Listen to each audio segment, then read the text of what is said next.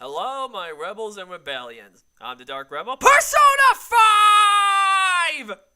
Holy fucking shit. I love the living hell out of this game. This game, it totally lived up to all my expectations and everything that I wanted it to be. It surpasses Persona 3 for the time being, just as I hoped it would, and in my opinion, is a masterpiece. You buy now, yes? You buy now, yes? If you haven't bought this game just yet, even if you're not a Persona fan, then you're an idiot! Because, damn it, it is totally worth it. It does have a few problems in it, like all games do, but we'll get to those here in a little bit. But holy smokes, is this game huge. Okay, it's no Skyrim or Wild Hunt for that matter, but for a city-based game, it's definitely bigger than the other two.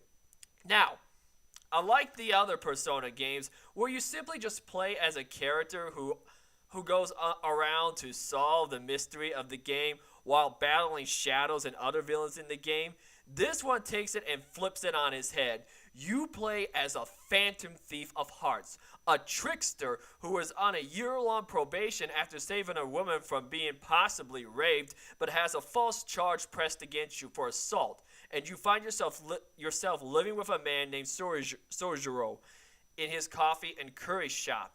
You, as a phantom thief, go around stealing the hearts of those who are corrupted and do evil things that affect those around you by entering into their personal cognitions, their palaces, and steal their personal treasures, and defeat their shadows, which in turn causes them to have a change of heart and admit to all the horrible things that they've done. But it's not just the major targets that you cause to have a change of heart. You can also explore the regions of mementos that acts as the dungeon for this game that runs in the subway underneath the city of Tokyo, where you can change the hearts of side opponents as well by receiving information from your blog that is created after you've become known throughout the city and eventually the world. This game is by far, in my opinion, the biggest and most well-designed out of all the Personas thus far. The graphics look very well done with the colors, the art design, and finally, a 3D open world city that you can explore is... Oh, it's such a breath of fresh air for the series. And you'll discover as the game progresses, more parts of the city become open where you can meet up with your friends in order to deepen the bonds with. You can open up more of these areas also by reading magazines, which can open up the areas a lot quicker instead of waiting for them to open up when you meet up with a certain character. Also, what I really love about this game is the theme that they went for this one, and that is a comic book style, and it works very well. You'll quickly discover that your characters, when you enter into either the palaces or mementos, that not only do their attires actually change, but they also wear masks to protect their identities, kind of like a superhero in a comic book, only with you being a thief instead. There's even layouts of the comic book status throughout the game as you get that famous comic strip throughout the game during the conversations with your teammates and other characters, and it works very well. Something like this could very easily blow over, but the way it's executed works very well, and the best place that it shows it when you commit an all-out attack. If the all-out attack succeeds in destroying your opponents, then the one who orchestrated it will end the battle with a famous comic image and with them saying their own theme or motto for justice. It is just awesome. However, you can't combat the shadows and change the hearts of those on your own, as you will need the aid of powerful personas that you can craft in what is known as the Velvet Room, where you are met by Igor and his assistants, Caroline and Justine. And I really like these girls, especially Caroline. She is such a wild cat and almost makes it like she is your mistress. Just the way she acts, and you must either obey or be punished. It is funny as hell. Your starting persona in this game is the persona Arsene, who plays an actual bigger role in the game at the end. No spoilers. What I always love about the Persona series is that not only do they always bring back many well-known personas, but they also bring in new ones as well. The personas that you can craft are based on the many lores and mythos of many different cultures like Hinduism, Christianity, Greek, and etc. You can craft personas based on the current level that you're at in the game, but not beyond that, since it would lead to destruction. But once you've crafted that persona, they are automatically registered in what is known as the persona pendulum, and you can call upon them again later on for via fusion or just to have in your party for a small fee of yen money.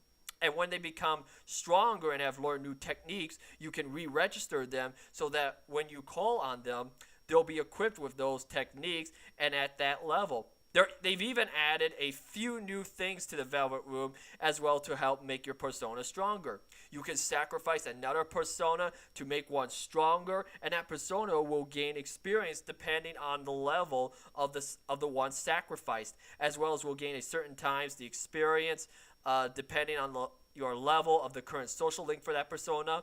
You can also put a persona in lockdown so that they can gain new abilities as well. And speaking of abilities, they give you more control over the abilities that you can have the fused persona receive from the ones that you fuse together, as you can actually select which abilities the fused persona can receive instead of the tired and boring random draw like the previous series.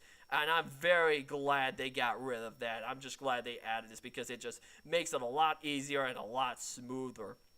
You can also do this for your teammates as well and make the game a little more strategic for yourself. So make sure you choose wisely for your other characters because you can't change it for them once it's done.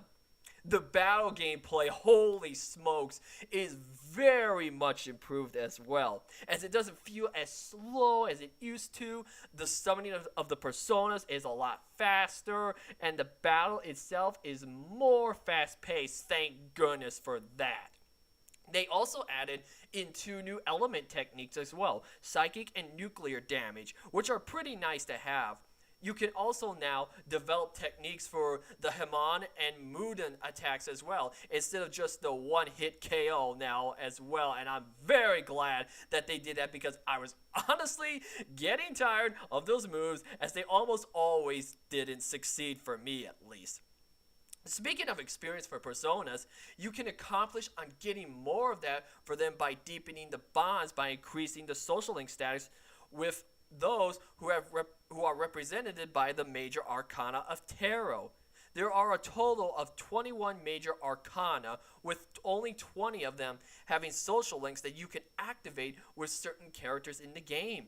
The deeper the bonds with the characters, the more experience the persona that represents that arcana can get. For example, Power, who is a justice persona, can gain the amount of experience on the current social link level of that arcana. And once you've maxed out a social link for the arcanas, you can create the ultimate persona for the arcanas.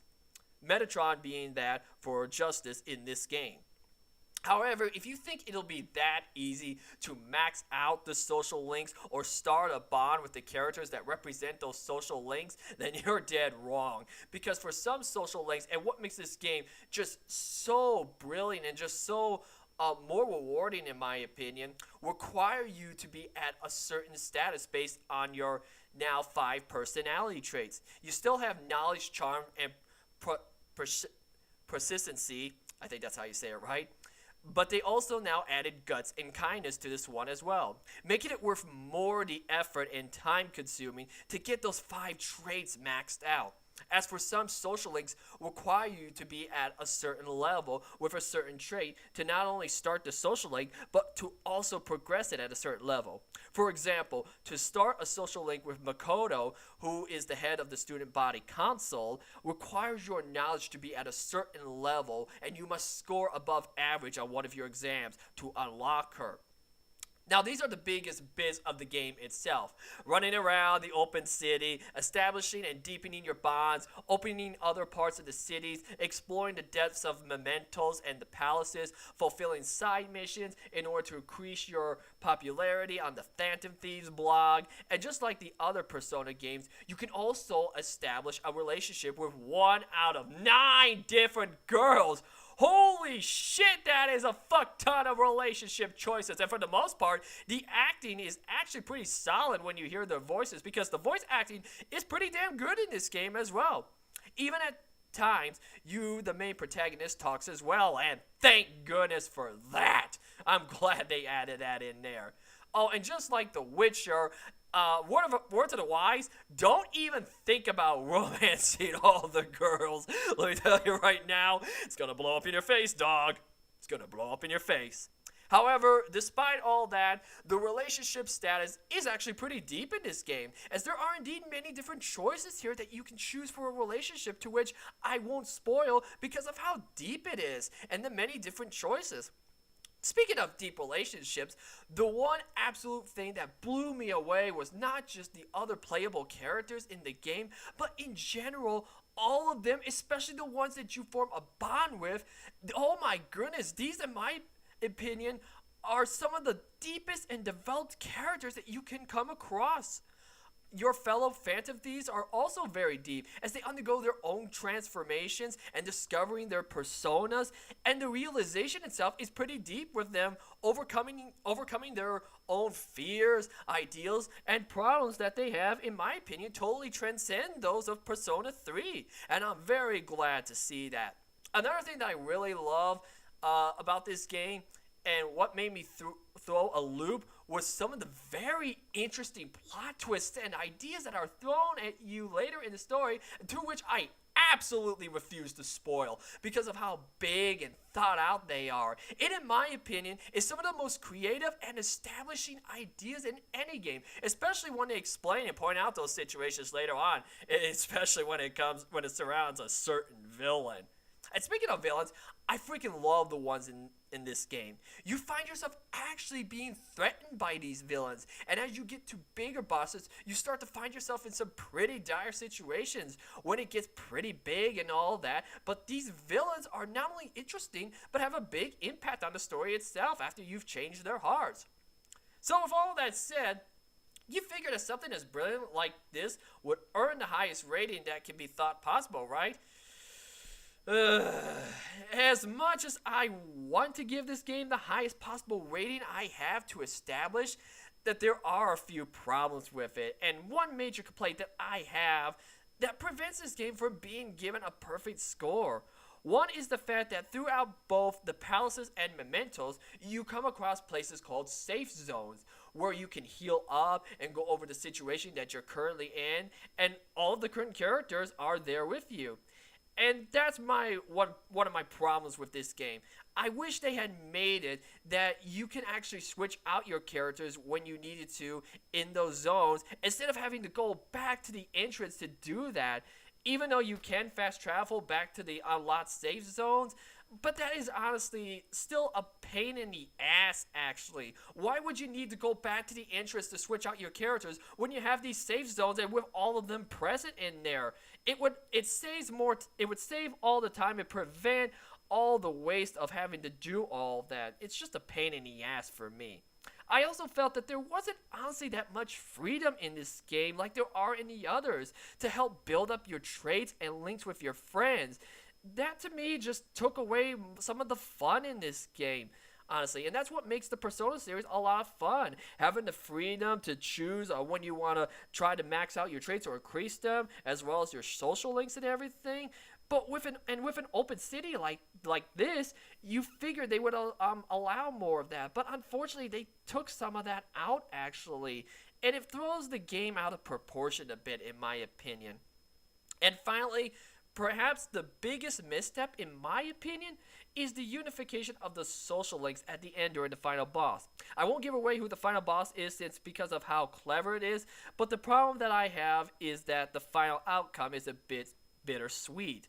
In the previous games, when you confront the final boss, your social links come together and give you the final power of the wild card, which is the universe card, the last of the major arcana in order to defeat the final boss.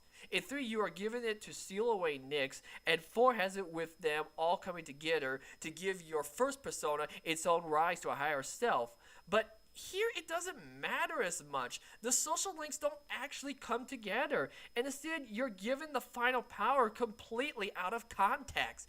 And that is a big major problem for me, honestly, as there is no point in it since it doesn't play into helping you defeat the final boss. You do get the final persona in the end to do so, but not through the power of the last arcana, and that is honestly a big letdown for me, to be honest. So, because of all that, that does take the final rating down just a bit. But despite all of that, though, this game is still worth every single penny. Though, and Persona 5 is without a doubt a genuine treat, and in my opinion, has really raised the bar for this series. So, with all of that said, I'm gonna give Persona 5 a double thumbs up. The characters, the theme, the design of the city, even the music and battle system are all greatly improved in this game. It makes me just want to see more with the next Persona game, and I hear that there's going to be some DLC for this game as well.